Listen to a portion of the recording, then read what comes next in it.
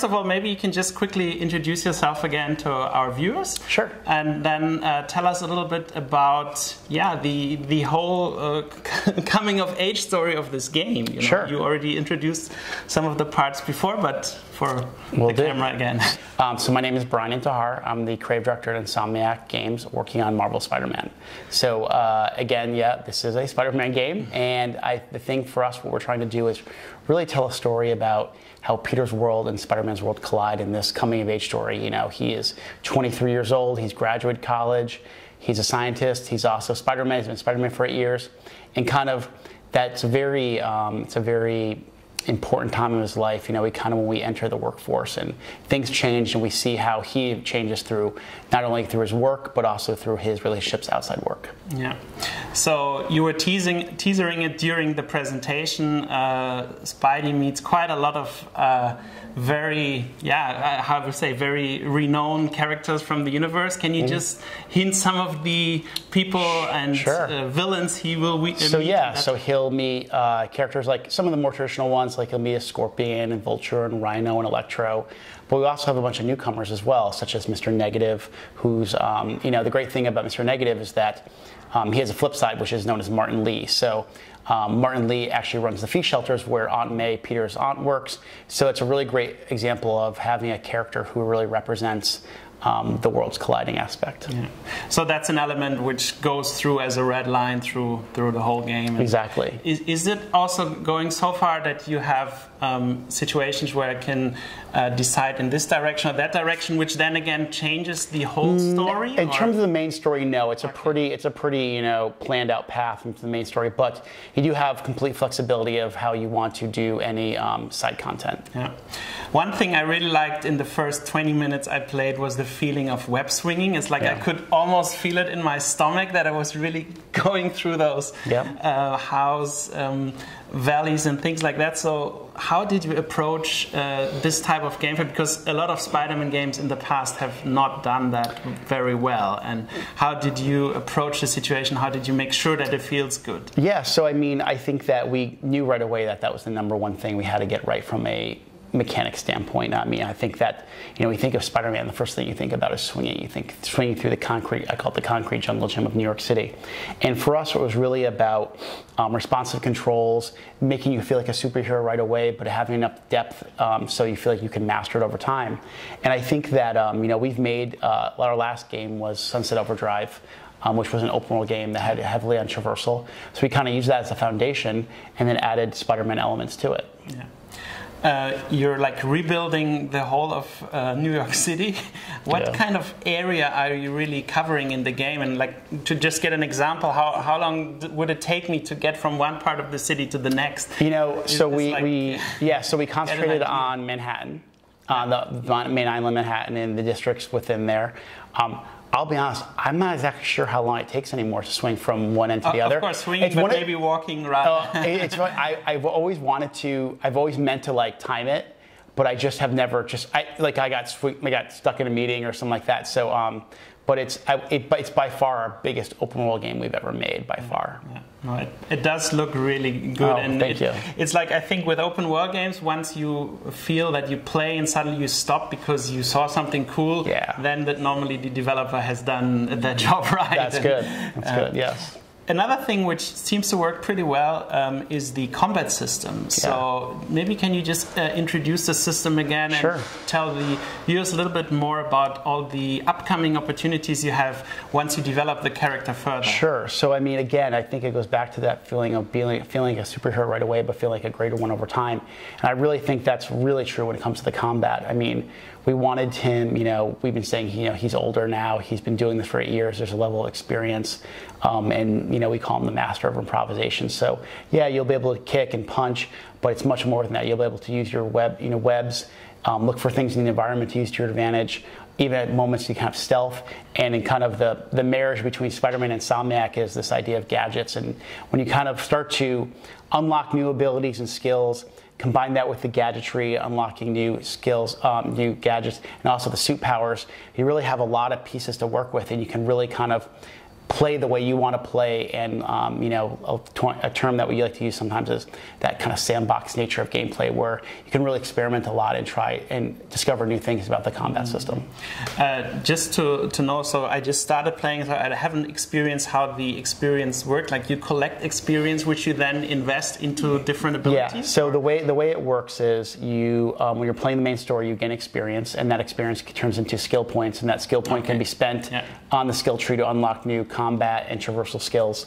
That's one part of progression. The second part is doing all the side activities in the world, everything else, and that gives you basically crafting currency. And with that currency, you can craft new gadgets, upgrades to gadgets, suit modifications, as well as suit and suit powers. If you could just pick one of those modifications as an example, which one would you point out? Well, I would say I'll go back to the suits, because suits are really popular. I'll say the Scarlet spider suit has a really fun mechanic where if you unlock the suit power, it basically puts out fake Spider-Man in the world, and enemies will start attacking them, and then they'll basically create a diversion. Or Spider-Punk does a really good one where he actually takes out a guitar and does a gigantic guitar riff, and all these shock waves go throughout the world and knock out enemies. So we have a lot of fun. I think a lot of people say when you look at the suit powers, it really feels like an Insomniac title. You were just mentioning the word fun. The game seems to have a lot of funny lines while he goes through the world, goes through missions. Who are the people you're working with to create these lines and the text and the script? And Some very, very talented writers. We have a great writing team on this game. We have John Paquette, who's our lead writer. We have Ben Arfman as well. We have Christos Gage. Christos is a Marvel writer as well. So we spent a lot of time trying to get the voice, the tone of Spider-Man and Peter correct. So the fact that you're laughing is a really good sign. Okay. Some people are hoping that the problem becomes a place or a part in the game where you not only play Spider-Man, but other people to see the story from a different perspective. Is that something you can already confirm right now? Yeah, you can actually, outside of Spider-Man, you actually do have missions where you play as Peter. You'll be able to, visit Aunt May at the Feast Shelter. You'll be working at the lab, and then some other opportunities. But we'll also have characters like Mary Jane Watson. She'll be playable in the game as well. Cool. In the beginning, the player can choose between 3 different difficulties. Could you just point out how they are different from each other? It's a lot of the level of challenge in terms of the combat. It has a lot to do with that. Just how much damage enemies do, how difficult it is. It really applies a lot to combat more than anything else, which I think is the area where difficulty can affect players a lot. Okay. The action-adventure genre is, I think personally, at its best when it also puzzles are added. Yep. So is that an element we will meet later on, and maybe you can just give one example? The next mission after you're going to go to is at the lab, and you'll be doing some puzzle-like mechanics there. If you would have to give a percentage of how much combat, traversal, and puzzle would you say that's evenly distributed? No, I definitely think it leans more toward traversal and combat than it does puzzles. Okay. Can you tell us a little bit more about the technology behind the game? It looks really cool. You have a very far sight, view. You can look very far in the distance. Everything seems very fluid, great animation. So what technology really are you using, and how did you were talking about your previous game that you built up on that foundation? So I think it's twofold. I think one is our engine. It's our own engine that we built. We started it many years ago, and really on the open world side, making Sunset Overdrive definitely gave us a step up in terms of making Spider-Man, and taking those lessons and applying them to Spider-Man and making a world that's even bigger with more characters, etc. But the other part of this is a great development team, and a team that across artists, designers, programmers, etc. really know how to make a great video game. And at the end of the day, you can have all the tech in the world, but if you don't have great people to use it, it's not going to come. So it's really a combination of great tech and also a great development team. How big is the team on the game right now? Well, it's probably smaller now. A little smaller now because we're wrapping things up. But yeah, I mean, we had well over 100 people working on this for a while. Yeah. Of course, open world games are not only about the main story, but also about side content. So what kind of side content are you offering? Yeah, so there will be a bunch of content that opens up over the course of the game that's optional. Again, like I said earlier, for doing that side content, you're rewarded with crafting currency. You can craft new suits, gadgets, suit mods. But what you'll do is over the course of the game, as you progress through the main story, different side content opens up. Some will be like more quest-driven stuff given to you by an NPC. Some will be more related to specific Marvel characters. Mm-hmm. Okay. Are you in any way planning to give players some kind of a try the first half-hour demo or something like that? That's not, no demo. Not planned. Okay. No demo will ever come out.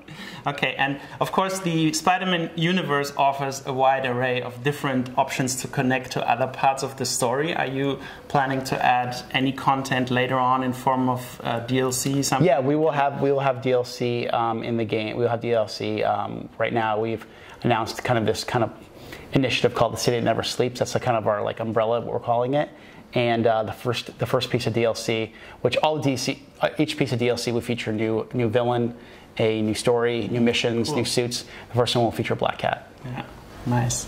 And of course, in a game like Spider-Man, you also have hundreds of opportunities to put little cool Easter eggs. Can you just name one thing which people should look out for? I would look at some of first of all, we have things that are very obvious, like Avengers Tower. But there are other signs and signage and hints to the Marvel Universe, as well as I would look at some of the graffiti. When making an action-adventure game, of course, you have many different challenges. One of them is also artificial intelligence of NPCs in the world. What are you doing in that respect to make sure that the challenge is tough enough for the player and that everybody really behaves that they should? Yeah. Well, I think you're talking two different systems here. One, you're talking about enemy AI. So you want enemies to provide a challenge and have archetypes that force players to mix up their strategy, right? So you're going to see that. You see right off the bat in the Fisk mission, but as the inner demons get introduced and other enemy types get introduced, you're going to see that even further. And then you have the other side is the NPCs, the civilians of New York, and how they react to crimes, how they react to seeing Spider-Man. Sometimes they'll call him over and ask him to high five or take a selfie. Sometimes they'll call out things in the open world for you to do. So, we try to make them pretty responsive and add to the overall feeling of being in New York City. Are you using the DualShock in any specific way, like the touchpad or the colors of the light at the back of the controller for any puzzles or stuff like that? The light, I don't think we're using the light for anything that I know of. I could be wrong. I don't think so. No one told me about it. The touchpad is our kind of quick go to the to see the big map real quick and go to your pause menu. Okay. And can you already say what your team wants to do after you guys are finished? Will you sleep? Want to sleep and continue working on DLC? Okay, but right now other projects like new games are not on the horizon yet. But right now we're concentrating on getting the game done on September 7th and working on DLC. Okay, fantastic. Well, a VR mode I think in a game like that would not really work and make everybody sick. Nah, no VR. Is that something you ever discussed or? Nope. Okay. It's hard enough to make the game we're making, let alone out of VR mode. Yeah. Okay. And if you could just pick out from the layout of the city one specific spot or site where you say that we're really proud that we got that in, like a huge tall building or a bridge. I mean, the fanboy in me will say Avengers Tower is pretty damn cool. I think that. It's one of those beacons of the city that you see, and you just know right away it's a Marvel New York. But you don't know the number of polygons probably it has. No, I'm not smart enough to know that. Okay, fantastic. Now I think I had great fun. I can't wait to continue playing. Yeah, it gets better. Thank you so much for your time. Appreciate Thanks it. a lot. Thank you. Okay.